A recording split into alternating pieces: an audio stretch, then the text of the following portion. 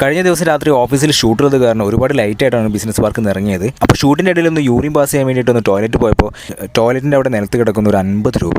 ഞാൻ ആ ക്യാഷ് എടുക്കണോ വേണ്ടോ എന്നുള്ളൊരു കൺഫ്യൂഷൻ അടിച്ചിരുന്നു. കാരണം ആരുടെ പോക്കറ്റിൽ നിന്ന് വീണ് പോയൊരു പൈസയാണ്. ആ പൈസ മിസ്സായത് ആരെടുത്താണോ അവരെ കണ്ടുപിടിച്ച് അത് കൊടുക്കുക എന്ന് പറഞ്ഞു കഴിഞ്ഞാൽ ഒരു വലിയൊരു ടാസ്ക് തന്നെ ആയിരുന്നു. പക്ഷെ അത് അവിടെ ഇട്ട് പോരാനും എനിക്ക് പറ്റുന്നില്ല. അങ്ങനെ ഞാൻ ആ പൈസ എടുത്തിട്ടുണ്ട്. അങ്ങനെ ഷൂട്ടൊക്കെ കഴിഞ്ഞ് ഞാൻ ഈവനിങ് ഇറങ്ങി. ഞാനിപ്പോൾ ബേപ്പൂർ ബീച്ചിലാണുള്ളത്. ബേപ്പൂർ ഫെസ്റ്റൊക്കെ കഴിഞ്ഞ ബീച്ചിലാണുള്ളത്. ഞാനിവിടെ നിൽക്കുന്ന സമയത്ത് എൻ്റെ നേരെ ഓപ്പോസിറ്റ് ഒരു കണ്ണ് കാണാത്ത ഒരാൾ പാട്ട് പാടുന്നുണ്ട്. ആളുടെ കൂടെ അയാളുടെ ഭാര്യയാണെന്ന് തോന്നുന്നു. ഒരു ബക്കറ്റിൽ കൂടെ നിന്നെങ്ങാണ്ട് ആളുകൾ കൊടുക്കുന്ന പൈസ കളക്ട് ചെയ്യുന്നുണ്ട്. പാട്ട് പാടുന്നതിൻ്റെ ഇടയ്ക്ക് പറയുന്നുണ്ട് ഈ പാട്ട് പാടി ജീവിക്കുന്നതാണ് ആളുടെ വരുമാന മാർഗ്ഗം എന്ന്.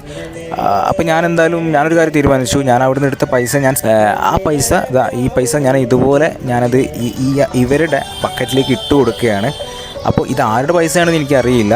കാരണം ഒരു 50 രൂപ ബിസിനസ് പാർക്കിലെ ഓഫീസിൽ ഇരുന്നുകൊണ്ട് നമുക്കും എനിക്കായാലും നിങ്ങൾക്കായാലും ഉണ്ടാക്കാൻ കഴിയും. പക്ഷേ ഈ കണ്ണ് കാണാത്ത ആൾക്ക് ആ പൈസ ഉണ്ടാക്കാൻ ഒരുപാട് ബുദ്ധിമുട്ടും. അപ്പോൾ ഞാൻ എന്തായാലും ആ പൈസ ഞാൻ അതിനകത്ത് ഇടുകയാണ്.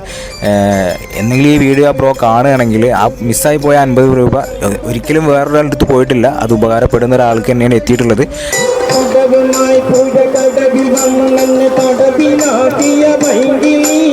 ഒടുവിൽ നീ എൻ്റെ സങ്കട പുഴ നടുവിലാക്കിയ